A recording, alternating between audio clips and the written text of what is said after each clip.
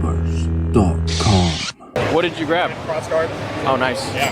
Heck yeah. Good choice. Would you like me to sign it? Sure. Okay, great. Thanks to everyone who's purchased a Scran Saber this far. We're almost out of the H2O Sabers by popular demand, so grab them while you still can. We're now offering this new saber inspired by Bunt's books, which doubles as a nightlight for when you're reading your Expanded Universe novels. We are also offering this Iron Inquisitor inspired Funko Pop. You can set it on your shelf and let everybody know that you like to defend the real canon. You will now get a free plushie with every purchase. Thanks for your continued support and enjoy the video.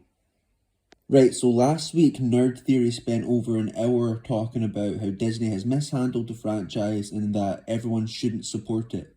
And then almost immediately they said, oh well, Ahsoka Season 2 and Darth Maul Shadow Lord, look, peak fire bro, I'm excited, can't wait for it.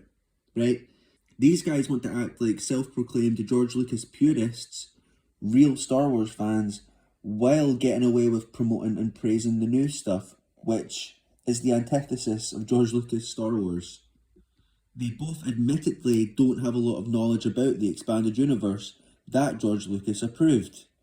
Now, if you don't believe me, myself and others have been documenting a lot of the hypocrisy coming from these guys amongst other fence riders in the community. In the most recent Nerd Theory stream, after having a complete meltdown over the Knights of Melvin and spreading fake news about a fake Discord that doesn't exist, seriously, I kid you not, this dude tried to make fun of Darth Melvin for wearing a mask. He's supposed to love superheroes, they all wear masks.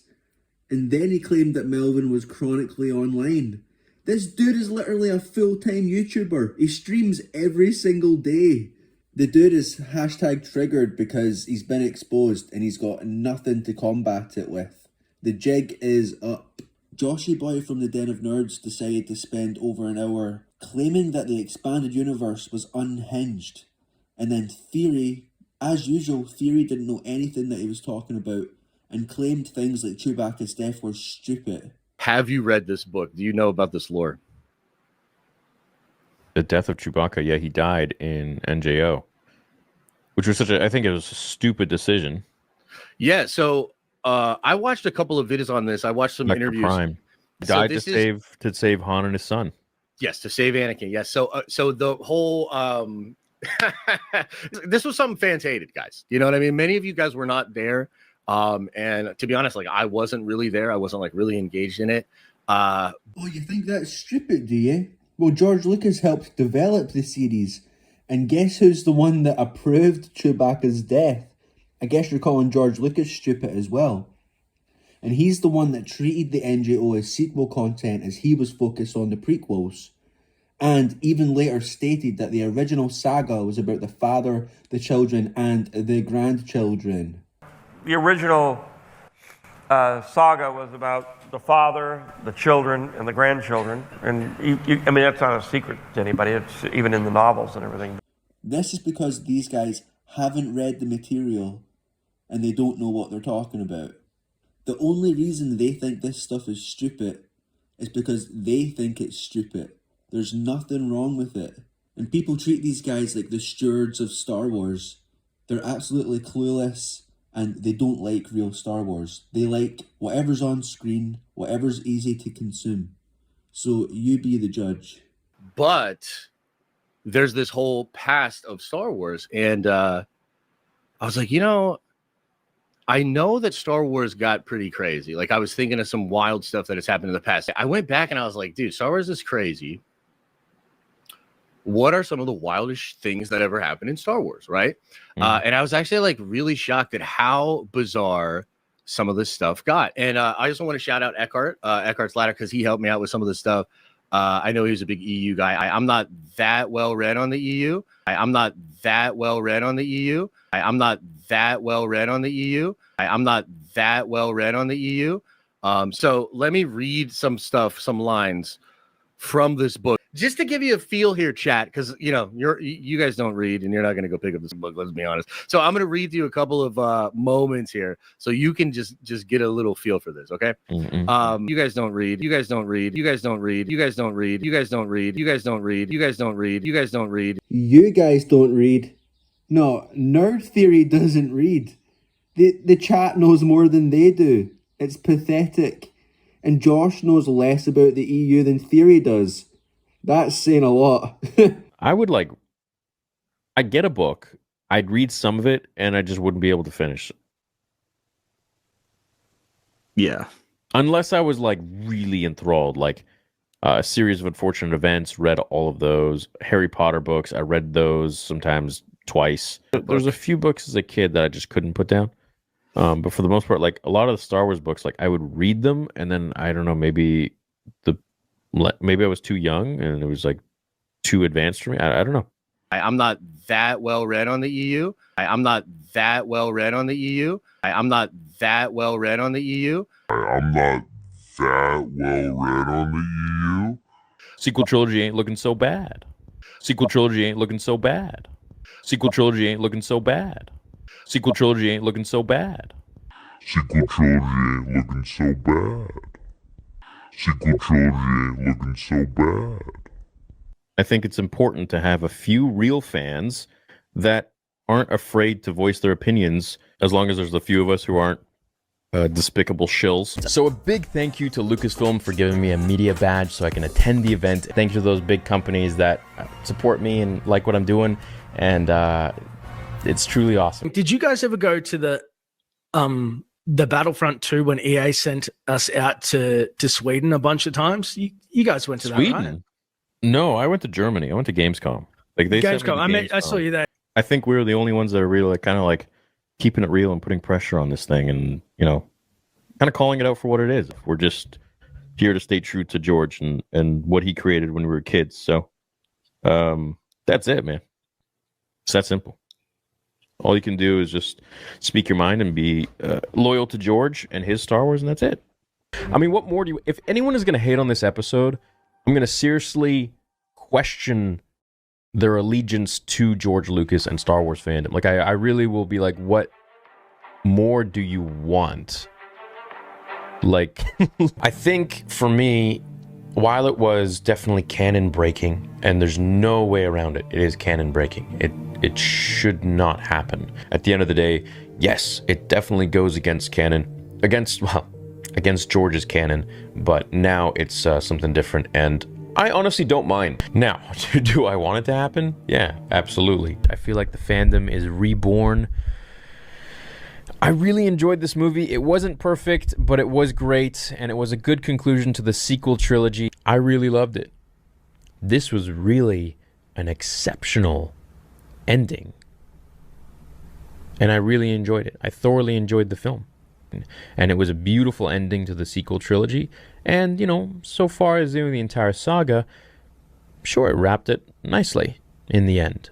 It is a great addition to the lore and the start of the rebellion and the explanation of how the Empire and their regime affects everyday people and their lives. I think it did a beautiful, fantastic job of that. Last Jedi is a great film. Last Jedi, great film. That said, I did enjoy the film. I really enjoyed that flashback. I would see the film twice just for those 2 flashbacks alone. Sure, I can understand episode 7 was sick. Now the con is over, let's go to Disney World. Hell yeah! We gotta get tickets for everybody. Yeah. I had to put my fingerprint in. It's like $3,000 at Disney. Here you go, Disney. Enjoy. Thank you very much. Anonymity frequently masks lack of accountability. I agree. I just don't trust people. And it's okay, because I know people that are anonymous. I do think less of people that are anonymous. I can't help it. Like, I just think there's something like you're either hiding something. We evolved to like see the person and trust through seeing. Like, that's a big part of communication.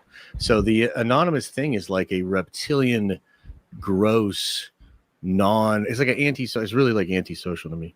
I got hit up from an old source, but an incredible source.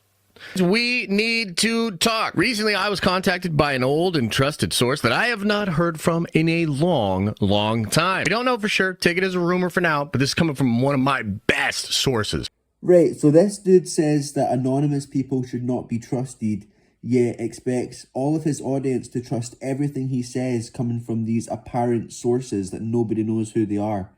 Everybody spreading fake news, give us a let's go.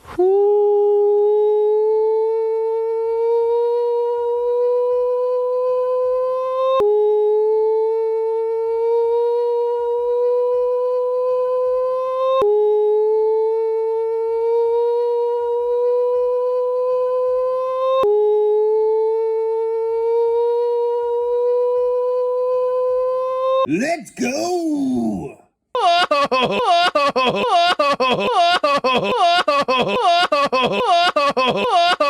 And here's the thing, like, how many people have they turned away from real Star Wars? Because whenever they talk about it, they treat it like it was stupid, they treat it like it was nothing, they treat it like George Lucas hated it, he didn't read it, all this anti-expanded universe rhetoric. They don't talk about real Star Wars unless it benefits them.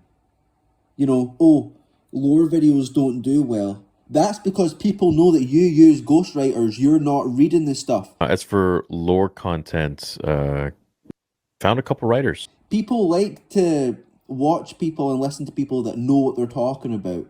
You don't know what you're talking about. Neither of you. Alright? So, you can cry and whine and whinge about viewership going down and all this stuff. People aren't interested because they know that you're frauds. You've been exposed. It's out in the open. You're fake news. You spread fake news. Keep selling your Disney China lightsabers. Keep promising a comic book that's never going to come out. It's whatever. But when you're going to talk about the history of the Star Wars franchise, George Lucas's involvement in the expanded universe, the stories in the universe itself that you have not read, and treat them like garbage, I take issue with that. Alright? And I'm going to call it out, and other people are going to call it out, and your fans, I know for a fact, are going to defend you and say that I'm toxic, I'm a liar, I'm jealous. That's not the way it is. I'm defending and preserving the real, true, original lore canon and continuity of George Lucas era Star Wars. Real Star Wars. And that means rejecting Disney Star Wars in its entirety because it's fake Star Wars and it's an abomination, right? So I'm not going to hype up my audience for the next thing because I know that it's not going to be good. You're making a living off of the back of George Lucas, pretending to defend what he made while pushing Disney's stuff. And it's obvious. So if people are going to defend you for that, the joke's on them, really. The joke is actually on them. Long live George Lucas era Star Wars, which includes his movies and the expanded universe. That's it. And lang may your lums reek. Thanks for watching.